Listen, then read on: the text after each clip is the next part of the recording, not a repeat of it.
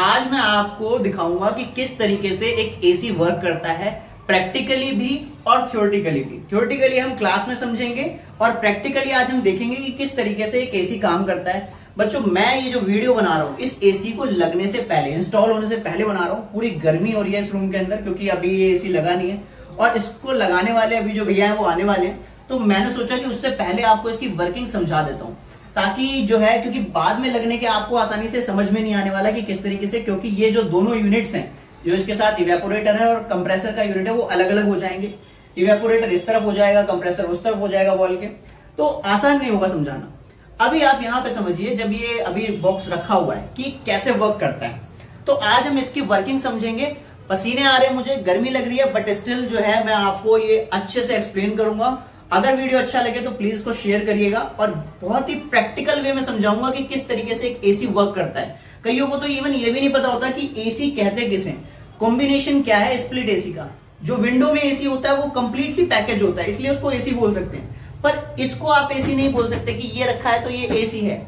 ये एसी नहीं है, इसका नाम है बच्चों इवेपोरेटर। इसको हम बोलते हैं इवेपोरेटर। इवेपोरेटर का काम क्या होता है बच्चों, वो समझिए पहले। देखिए, ये इवेपोरेटर अगर मैं आपको दिखाऊं तो यहां से देखिए, ये लगे हैं, ये फिल्टर लगा हुआ है, यहां से जाती है एयर। कैसे जाती है? ब्लोअर्स लगे हुए हैं जो एयर को खींचते हैं। आपके रूम में जो गर्म हवा होती है बच्चों, गर्म हवा ऊपर की तरफ उठती है, आपको पता होगा, क्योंकि गर्म हवा हल्की होती है और ठंडी हवा भारी होती है। तो जैसे गर्म हवा ऊपर की तरफ पहुंचेगी, यहां पे लगे हुए जो ब्लोअर्स हैं वो इसे अपनी तरफ खींचेंगे और वो हवा इन फिल्टर्स में से पास होगी। फिल्टर इसलिए लगाए जाते हैं बच्चों ताकि कोई डस्ट वगैरह इसके अंदर घुस ना जाए, बिकॉज अगर डस्ट इसमें से जाएगा तो इसकी एफिशिएंसी कम हो जाएगी, कूलिंग एफिशिएंसी कम हो जाएगी। तो इसलिए फिल्टर लगाया जाता है ताकि डस्ट पार्टिकल कम से कम अंदर जाए और ट्यूब पे डिपॉजिट ना हो। अब बात करते हैं इसके अंदर जो ट्यूब है, ये बच्चों कॉपर की ट्यूब है। 100% कॉपर, इन्होंने जो ये एसी आया है ये लॉयड का है और इन्होंने 100% कॉपर की गारंटी दी है कि हर एक पार्ट इसका कॉपर का है, जो भी जिसमें से भी लिक्विड जो है गैस फ्लो करके जाएगी। अच्छा, इसमें गैस कौन सी फ्लो करेगी? तो R32 इसमें गैस फ्लो कर रही है। R32 एक ऐसी रेफ्रिजरेंट गैस है जो कि आपका CFC जो रिलीज होता था पहले बहुत ज्यादा, जिसकी वजह से ओजोन लेयर डिप्लीट हो रही थी, बहुत ज्यादा जो है प्रॉब्लम, जो ग्लोबल इश्यू बन गया था, वो थोड़ा सा रिजॉल्व हो जाता है बच्चों, इसलिए R32 का यूज किया। अदरवाइज जो है R32 की पहले जरूरत नहीं थी, बट जैसे ही हमें पता चला कि इससे ओजोन लेयर डिप्लीट होती है और ओजोन लेयर डिप्लीट होने से तो आपको पता है कि यूवी रेज अंदर आ जाएंगी और स्किन कैंसर जैसी प्रॉब्लम्स क्रिएट होती हैं। तो उससे बचने के लिए जितनी भी रेफ्रिजरेंट कंपनीज हैं उन्होंने या तो R32 या R22 जैसी गैसेस का इस्तेमाल किया है, या फिर R410 का भी यूज होता है कई जगह पे। तो यहां पर R32 का यूज हुआ है। तो इसके अंदर R32 कहां फ्लो कर रही है बच्चों? अब वो देखिए, ये आपको दिख रहा होगा कॉपर की ट्यूब्स हैं। इन ट्यूब्स को ही हम इवेपोरेटर बोलते हैं। ये इवेपोरेटर्स हैं, ठीक है। ये कॉपर ट्यूब्स ही इवेपोरेटर हैं और इसी में से ये लिक्विड गैस फ्लो करके जा रही है, जिसका जो यहां पर नाम है R32 लिखा है। आई होप आपको ये बात समझ में आई होगी कि भाई इसमें से जो गैस फ्लो कर रही है वो कहां फ्लो कर रही है। तो कॉपर के अंदर जो है गैस फ्लो कर रही है R32। ये गैस ना बच्चों बहुत ठंडी होती है। ये गैस यहां से आती है, ये आप देख रहे हो, यहाँ पे इनलेट लगा हुआ है, इनलेट आउटलेट, जो वेपर की फॉर्म में यहां से निकलती है और जब आती है तो इस वाले से, पतले वाले पाइप से आती है। ये जो पतला वाला पाइप है, देखो इसका भी रीजन है कि पतले पाइप से क्यों आ रही है, मोटे पाइप से क्यों जा रही है, क्योंकि जब जाती है तो वेपराइज हो जाती है, वेपर वॉल्यूम एक्सपेंड करते हैं, ठीक है। और जब आती है तो बिल्कुल कंडेंस होकर के आ रही होती है, तो वो लिक्विड फॉर्म में होती है, तो वॉल्यूम कम चाहिए, तो आसानी से इसमें से फ्लो करके जाएगी। और जैसे ही इसमें से फ्लो करके जाएगी तो यहां से गर्म हवा अंदर आ रही है, यहां पे होगा हीट एक्सचेंज, मतलब आदान प्रदान होगा किसका? हीट का। गर्म हवा अंदर गई, ठंडी लिक्विड गैस पास हो रही थी। लिक्विड गैस कहेगी कि भाई मुझे अपनी हीट दे दो, और वहीं एयर कहेगी कि मुझे थोड़ा ठंडा होना है, बहुत गर्मी है। तो एयर जो है वो गर्म एयर इसके अंदर जाके ठंडी हो जाएगी और ये जो गैस है ये गर्म हो जाएगी। तो वो सारी हीट जो एयर के पास थी वो ये ले लेगी और इसकी सारी ठंडी ठंडी हवा, वो जो जिसको हम हवा तो नहीं कहेंगे, कि इसकी सारी ठंडा ठंडा जो टेम्परेचर, जो कम टेम्परेचर हुआ है वो उसको मिल जाएगा। अब वो जो लो टेम्परेचर एयर है वो कहां से पास होगी? तो बच्चों यहां से पास होगी। इस जगह पर फिर से ब्लोअर्स लगे होते हैं, जो कि आपको, जिनको हम फैन बोलते हैं, तो यहां पर से जो है ठंडी हवा रिलीज होना शुरू हो जाती है बच्चों। तो तो अब आपको इसकी वर्किंग समझ में आई कि किस तरीके से एक इवेपोरेटर काम करता है। अब आप बताइए, क्या मैं इसको एसी बोल सकता हूं? तो बच्चों इसको मैं एसी नहीं बोल सकता। क्यों? क्योंकि ये इवेपोरेटर है। इवेपोरेटर का काम है गर्म हवा लेना और ठंडी हवा छोड़ना। इवेपोरेटर एसी नहीं होता। एसी क्या है अब वो समझिए। तो इस डब्बे को प्लस इस डब्बे को, स्प्लिट के केस में इस डब्बे को और इस डब्बे को मिला के बोला जाता है एयर कंडीशनर। अब ये जो एयर कंडीशनर है इसकी बात करते हैं कि ये क्या चीज है। तो ये तो हमारा इवेपोरेटर पार्ट हो गया। ये पार्ट हमारा क्या है, इसके अंदर तीन चीजें बच्चों। एक है कंप्रेसर, दूसरा है कंडेंसिंग ट्यूब। तो कंप्रेसर यहां पर लगा हुआ है बच्चों, इस जगह पे, जो आपको दिखेगा तो भले ही नहीं यहां से, बट आई होप कि जो है आपको चीज समझ में आए। यहां पर कंप्रेसर लगा है। ये जो ट्यूब्स देख रहे हैं आप और फिन्स देख रहे हैं, ये लगी हुई है कॉपर की। इनको बोलते हैं कंडेंसिंग ट्यूब्स। ठीक है, ये कंडेंसर है। कंडेंसर पता चल गया, कंप्रेसर पता चल गया, और इसके अंदर एक सबसे इंपॉर्टेंट और सबसे छोटी चीज लगी होती है, वो है एक्सपेंशन वॉल्व। एक्सपेंशन वॉल्व छोटी जरूर होती है, पर सारा काम एक्सपेंशन वॉल्व का ही होता है। जो ठंडी हवा आपको मिल रही है ना, वो एक्सपेंशन वॉल्व से मिल रही है। तो चलिए, अब आप ये तो समझ गए कि एसी बोलते हैं इसको प्लस इसको मिला के। अब इसकी भी वर्किंग समझ लीजिए। देखिए बच्चों, यहां पर अगर मैं देखूं,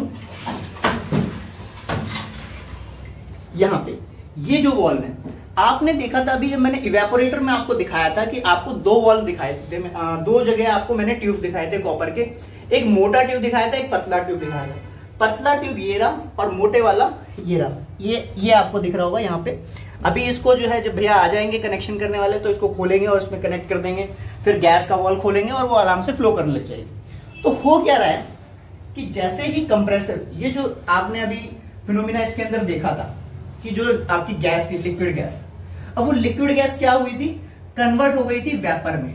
ठीक है, वो लिक्विड गैस वेपर में कन्वर्ट हुई। कैसे कन्वर्ट हुई? देखो, लिक्विड ने क्या किया, लिक्विड का लो टेम्परेचर था, अपने को उसने क्या किया, हीट ले लिया और एयर को ठंडा कर दिया। इसके अंदर जब वो कंप्रेसर में जाए वो गैस, तो उस समय वो मैक्सिमम वेपर की कंडीशन में ही हो। ये नहीं होगा कि वो लिक्विड कंडीशन में नहीं होगी, ऐसा नहीं होता, आइडियल नहीं है ये। ठीक है, ऐसा होता तो फिर आपके एसी 100% जैसा आप थ्योरेटिकली कैलकुलेशन करते हैं वैसा ही वर्क करता, पर वैसा नहीं करता। आपका ये जो है वियर एंड टीयर सब चीजें होती हैं इसके अंदर। तो इसलिए ये ध्यान रखिएगा कि गैस तो फॉर्म है ही, साथ में लिक्विड फॉर्म में भी कुछ ना कुछ पार्टिकल्स पहुंचते हैं। बट अब बात करते हैं कि हो क्या रहा है। तो जैसे ही वेपर फॉर्म में गैस पहुंची, ठीक है, इसमें मैंने आपको दिखाया था यहाँ पे जो मोटी वाली ट्यूब थी जिससे वेपर फॉर्म में गैस निकल रही थी, ये जो थी ये वाली, इसमें से निकल रही थी। अब ये जो वेपर है ये इसमें जाएगा और ये कंप्रेसर उसे कंप्रेस कर देगा। कंप्रेस करने का क्या काम होता है, कंप्रेसर का क्या मतलब है? कंप्रेशन का मतलब ये नहीं है कि वॉल्यूम कंप्रेस कर देना है। कंप्रेसर का काम ये है कि उसका टेम्परेचर और प्रेशर रेज करना है। कि जैसे उसे कंप्रेस करेंगे, किसी चीज को अगर आप कंप्रेस करते हो तो उसका प्रेशर और टेम्परेचर रेज हो जाता है। तो कंप्रेसर क्या करेगा, प्रेशर और टेम्परेचर को रेज कर देगा। जैसे ही प्रेशर और टेम्परेचर रेज होगा, ये आगे जाएगा हाई फ्लो से, बहुत हाई फ्लो से जाएगा, और फिर उसके बाद वो कंडेंसिंग ट्यूब में जाएगा। कंडेंसिंग ट्यूब में जो भी आपके वेपर्स थे, जो कि अब हाई प्रेशर और टेम्परेचर के हो चुके हैं ताकि वो बहुत तेज फ्लो करके आगे जा सके, तो उसको वो ठंडा करेगा। उसका काम है कंडेंसर का। अब कंडेंसर ये काम कैसे करेगा कि ठंडा कर दे। तो जो कंप्रेसर ने गैस भेजी है, ठीक है, वेपर फॉर्म में हाई टेम्परेचर हाई प्रेशर के साथ, अब वो जैसे ही कंडेंसिंग ट्यूब में जाएगी, तो यहां जो फैन लगा है ना बच्चों, ये जब रन करता है तो उसमें से हीट एक्सट्रैक्ट करना शुरू कर देगा। भाई जाहिर सी बात है, फैन लगा हुआ है तो अगर कोई गर्म चीज यहां से पास होगी तो उसकी हीट बाहर की तरफ फेंकेगा, तो वो ऑटोमेटिकली ठंडी होने लग जाएगी। फिर वो जो गैस R32 आपकी गैस है, अब वो कंडेंस होकर के किसमें कन्वर्ट होगी, लिक्विड में। कंडेंस होने का मतलब वही है जो आप नॉर्मल कंडेंसेशन में समझते हो कि क्या होता है, वेपर किसमें कन्वर्ट हो जाता है, लिक्विड में। वही कंडेंसिंग ट्यूब कर रही है, और यहां पर कॉपर की सेम वैसी ही ट्यूब जैसे इवेपोरेटर में थी वैसी ही यहां पर भी लगी होती है। तो कंडेंसिंग ट्यूब से कंडेंस होकर के अब जो आपकी गैस है R32 वो लिक्विड में हो गई है, लो टेम्परेचर हो गई है। बट स्टिल वो इतनी ज्यादा लो टेम्परेचर नहीं है कि उसको हम अगर रूम में भेजें तो वो आराम से जो रूम की एयर है उसे ठंडा कर सके। तो यहां पे लगा होता है एक एक्सपेंशन वॉल्व, वहां पर होता है थ्रॉटलिंग प्रोसेस। थ्रॉटलिंग प्रोसेस क्या होता है? देखो बच्चों, कई बार क्या होता है, आपने देखा पिचकारी देखी ना आपने, तो पिचकारी में पीछे का हिस्सा चौड़ा होता है और आगे का छोटा होता है। तो जैसे ही उसमें से पास करते हैं तो होता क्या है, आगे जब हिस्सा छोटा हो गया है तो वहां पे प्रेशर लो हो जाएगा और टेम्परेचर भी लो हो जाएगा। इसीलिए अगर आपकी टंकी में पानी जो होता है वो गर्म होता है, उसमें आप हाथ डालोगे आपका बहुत ज्यादा गर्म लगेगा, पर जब आप टूटी से पानी लेते हो तो वो उतना ज्यादा गर्म नहीं लगता जितना आपका टंकी के अंदर पानी गर्म होता है। वो क्यों?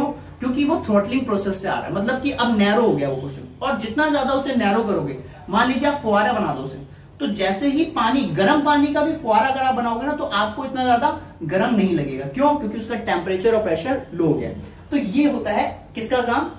एक्सपेंशन वाल्व जो इसके अंदर लगा है, उससे क्या होगा कि अब जो कंडेंसर से लिक्विड फॉर्म में R32 आ रही थी वो कन्वर्ट हो जाएगी किसके अंदर?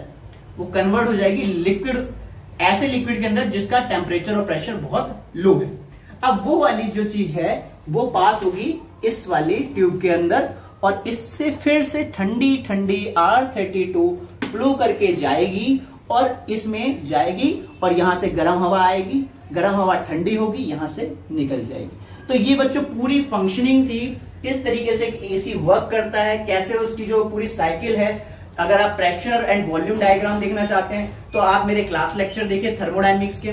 अगर आप इसका जो है टेम्परेचर एंड एंट्रोपी डायग्राम देखना चाहते हैं, या फिर टेम्परेचर एंड वॉल्यूम डायग्राम देखना चाहते हैं कि किस तरीके से वर्क करता है, कैसे हम इसकी एफिशिएंसी निकालते हैं, किस तरीके से एक रेफ्रिजरेंट साइकिल वर्क करती है, एक एयर कंडीशनिंग साइकिल वर्क करती है, तो आप मेरे जो है चैनल को सब्सक्राइब करिए। और मैं इस पे जो है पूरा थर्मोडायनेमिक्स डालने वाला हूं कुछ दिनों के अंदर, क्लास 11th का। और यहाँ पे जो आपको मैंने प्रैक्टिकल नॉलेज दी है, इसी को ही वहां पर थ्योरेटिकल में समझेंगे।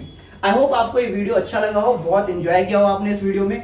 तो प्लीज मेरे इस एफर्ट्स के लिए इस वीडियो को जरूर शेयर करिए, क्योंकि देखिए पूरा पसीने पसीने हो गया हूं और पूरा आपको समझाने के लिए कि कैसे एक एक पॉइंट वर्क करता है इसका। तो आई होप ये वीडियो आपको अच्छा लगा। और बहुत सारे यूट्यूब पे ऐसे वीडियो पड़े हैं जहां पर आपको जो नॉलेज है वो पूरी तरीके से नहीं मिलती या फिर गलत नॉलेज मिलती है। जैसे मैं एक वीडियो देख रहा था, उसमें बताया किसी ने कि ये कंप्रेसर जो है वो जल गया, और उसने कहा कि कंप्रेसर इसलिए जल गया क्योंकि कंप्रेसर वेपर साइकिल पे काम करता है और उसमें अगर कोई लिक्विड फ्लो करके चला जाए तो वो जो है जल जाता है। ऐसा नहीं होता बच्चों, कोई भी चीज आइडियल नहीं होती है। ये जो आपको क्या लगता है, ये जो इवेपोरेटर है, क्या ये इवेपोरेटर पूरी तरीके से जो है चीजों को वेपर में कन्वर्ट कर देगा?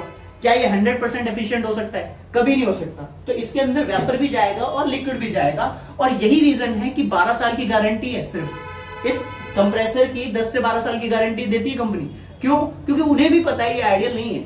अगर ये आइडियल होता तो ये कंटिन्यूअसली वर्क करता रहता। तो इसलिए ये जो है ये जलता है क्योंकि इसके अंदर डस्ट डिपॉजिट हो जाता है। अगर डस्ट डिपॉजिट हो जाएगा तो इतना जो कूलिंग प्रोसेस है वो एफिशिएंट नहीं हो पाएगा, तो कंप्रेसर ज्यादा काम करेगा, और ज्यादा काम करने की वजह से वो ज्यादा हीट लोड लेगा। दूसरी चीज बच्चों की आपके मन में विचार आ सकता है कि भाई ठीक है, ये सारी साइकिल चल रही है, तो फिर कंप्रेसर को चलाने की क्या जरूरत है? अगर इसमें से वेपर आ रहा है उसको थ्रॉटलिंग प्रोसेस से क्यों नहीं पास कर देते? कंप्रेसर से पास करने की क्या जरूरत है? तो बच्चों एक बात सोचो, आप फल लेकर के आए और फल को आपने रख दिया टेबल पे, तो क्या वो जो फ्रूट है वो ऑटोमेटिकली रूम टेम्परेचर से लो चला जाएगा? नहीं जा सकता ना। तो अगर आपको उसे ठंडा करना है और अपने डिजायर्ड टेम्परेचर पे लेके आना, मतलब कि आप बहुत ठंडा खाना चाहते हो या बहुत ज्यादा ही ठंडा उसको करना चाहते हो, तो आपको उसमें से हीट निकालनी पड़ेगी। अगर आपको हीट निकालनी है तो कुछ तो एक्स्ट्रा काम करना पड़ेगा, कोई तो हो जो हीट निकाल दे उसमें से। तो कंप्रेसर का यही काम होता है बच्चों। अगर आप ये सोचो कि इवेपोरेटर से डायरेक्टली एक्सपेंशन वॉल से पास करके क्यों नहीं कर देते, तो ऐसा नहीं होता। आपको पहले कुछ वर्क करना पड़ेगा वहां से हीट को निकालने के लिए, और जब आप वहां से हीट निकालेंगे तो आपको कंप्रेसर की जरूरत पड़ेगी। ये कंप्रेसर का रोल है। तो आई होप आपको ये वीडियो अच्छा लगा हो। Thank you for watching this video and please share and subscribe, like this video. Thank you.